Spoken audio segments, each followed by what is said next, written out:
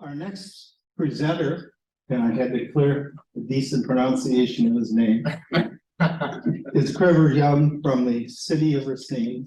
And looking at my notes from Terry, Trevor is the Transit Mobility Director for the city of Racine, covering all modes of transportation, from walking and bicycling to urban buses, probably anything else you can think of in between. He's a 2017 graduate from the University of Wisconsin-Milwaukee in urban studies and urban planning.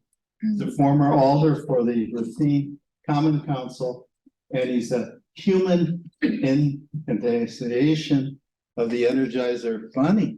Okay, Trevor. Thank you very much. Why'd they do that? That's okay. John, I appreciate the Energizer Bunny comment. But I want to start off by saying that when John kicked off this meeting, he hit the nail on the head about the work that we need to do to tell our story. The data, this room has mastered the data.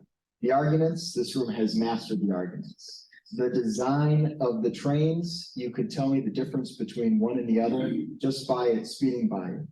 But our job in this room needs to be communicating with policymakers about what happens in neighborhoods. What happens to people who are living paycheck to paycheck who need access to better supporting jobs? What happens to folks who may not be breathing the best air? And what would the impact of a multimodal transportation system that focuses on rail mean for that person, mean for that neighborhood, mean for that community? So that is the tone that I would like to set for the case for KRM. Now, with crowds like this, I always love to put in these old photos. So this is from 1972. This was the last KRM train on the Chicago Northwestern line that serviced the city of Racine. And so you could see the school trip with the teachers leading the students, and actually it was curriculum in Racine Unified Schools to show students how to use public transportation and trains. So how exciting is that? So what a day. So let's bring us back to that. So Jim rightfully said that we are living in a rail renaissance. I like to say a rail Racine-essence. And yeah, you heard the groans in the crowd for that one, but it's true. It's true. And this project is the key to Racine's future. So Racine is centrally located between Milwaukee and Chicago, historic downtown, award-winning architecture, one of the top 10 freshwater beaches in the country, a diverse population. We're large enough where you can discover new things, small enough where you know your neighbor. But we have a lot of challenges that relate to access to the economic power of the region. And if there's one infrastructure project that would take Racine to the next level, it would be commuter rail and passenger rail. So here you have a version of commuter rail KRM that was discussed previously, which connected folks to the Metra in Kenosha and then extended on the UP line all the way up to downtown Milwaukee's intermodal station. But I want it to be clear that this is one plan, and that you've got the city of Kenosha, which is the third largest city, competing with Green Bay back and forth, sometimes fourth, and the city of Racine, which is the fifth largest city, and the city of Milwaukee, which is the largest, all in one part of the state of Wisconsin. So this type of project not only makes sense for a myriad of reasons, but first and foremost, this is a huge population center. Population density. So here you have 1.3 million people living in this region of the state. This is 23% of Wisconsin's population, as you can see in the map here. And it is less than 5% of the state's landmass. So if you're talking about where are you going to build a infrastructure program that's based around density, that's based around where people live, that highlights there actually being a regional need, you'll find that here. The city of Racine is also the largest city furthest away from an interstate highway in the Midwest. So here you have this city right here, which is in the heart of this economic region, which doesn't have access to the economic power of it.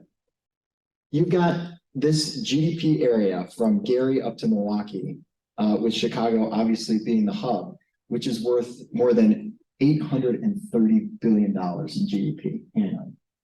You know what that means? That's larger than the economy of Switzerland. So you've got the city of Racine, which has the highest unemployment rate in the state of Wisconsin, which there is absolutely no reason for that based on the opportunity that exists in this region. So what do? We have to connect people. Next. And you look at Milwaukee, you look at Racine, these are the most diverse areas in the state of Wisconsin, but they're also one of the most segregated areas and economically segregated in the United States of America. So if you don't have access to a vehicle, if your community has predominantly been disinvested in, what do we do to make sure that folks have access to the middle class and can support themselves and their families? We invest in their neighborhood.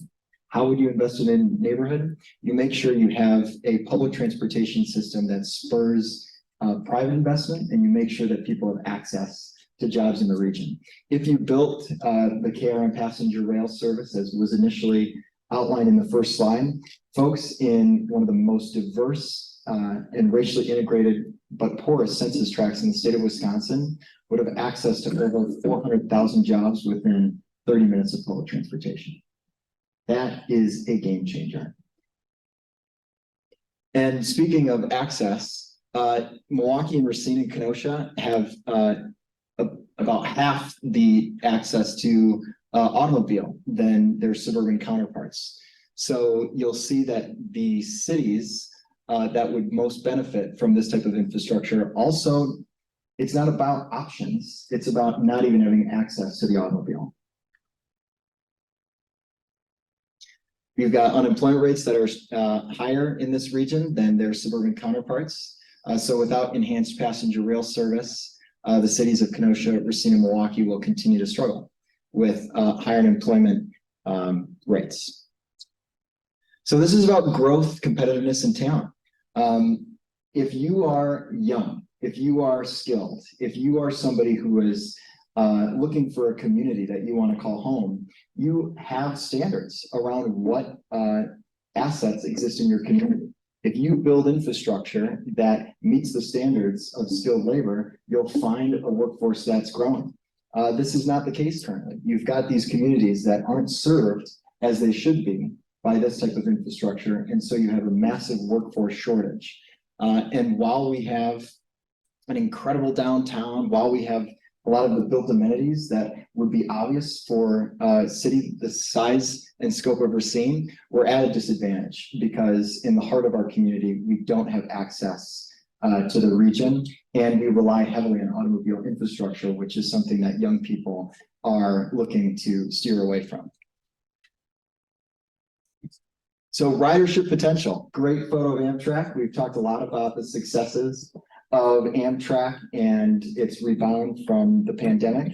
And so you see that the Hiawatha line being one of the most successful lines outside of New England in the United States of America, that there is a demand for this type of infrastructure. And if you move this type of service into a city center where you have that dense population that needs this type of access, that it would dramatically benefit the city of Racine, Kenosha, Milwaukee.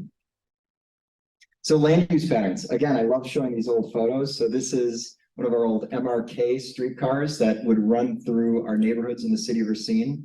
And above here, you'll see a band that was coming from Chicago to perform at the Venetian Theater in downtown Racine. And so they would board the State Street streetcar off of the Chicago Northwestern Railroad Station, which is where we would hope to revive service. But you could see from a land use perspective, neighborhoods that are conducive to public transportation. The city of Racine predominantly was built before 1940. And so you have land use patterns, density that is built around the pedestrian, the individual, not the automobile. And so you already have built-in communities that would infill from this type of investment due to development that would occur post delivery of service for KRM. And you would revive neighborhoods that have been disinvested in since the 1970s after the discontinuation of the service. And transit-oriented development, we've heard a lot about that. Not only is transit-oriented development something that would be a spur from having this type of service, you see in Brightline in Florida, this could be a potential mechanism for funding the service itself. So you've got folks in the real estate sector, you've got folks in commerce who would be looking at a project like this and say, not only not only could I invest in the city of Racine to have access to these populations, I would invest in the city of Racine through a transit-oriented development model to help support the actual operations of the transit system. So the environmental stewardship, clean air, clean water, when you get away from the automobile and the use of diesel, you have the benefits that come with a cleaner form of transportation. Hubert Humphrey once said the art of the possible. So in 1972, you had the discontinuation of this service. And for decades, you've had this community do its best to bring back this type of model to the city of Racine. We got very close back in the 2010 or so with the creation of a regional transit authority. But we know that those political battles happened and they're in the past. And that we have to think creatively about how we bring this project across the finish line. We know that at the state legislature currently, that there are barriers that exist for this type of in-state regional infrastructure. But what can we do to look at private-public partnerships? What can we do to make sure that we've got non-traditional forms of support for this type of investment?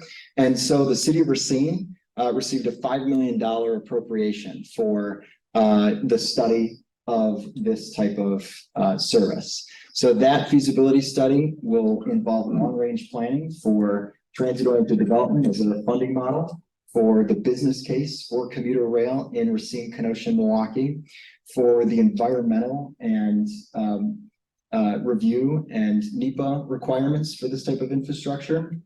And most importantly, it will create a roadmap for what are the potential avenues to bring this project across the finish line.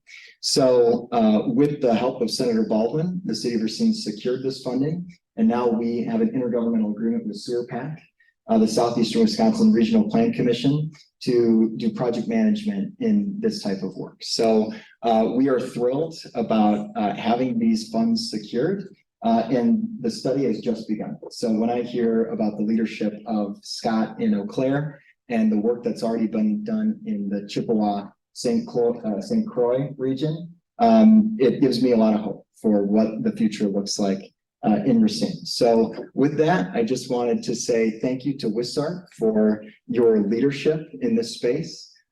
These conversations continue in rooms like this across the state because of your organization. And the city of Racine has a strong ally in this group as we continue this work. And we'll be calling you up to bat as we get closer to this being more public. So thank you.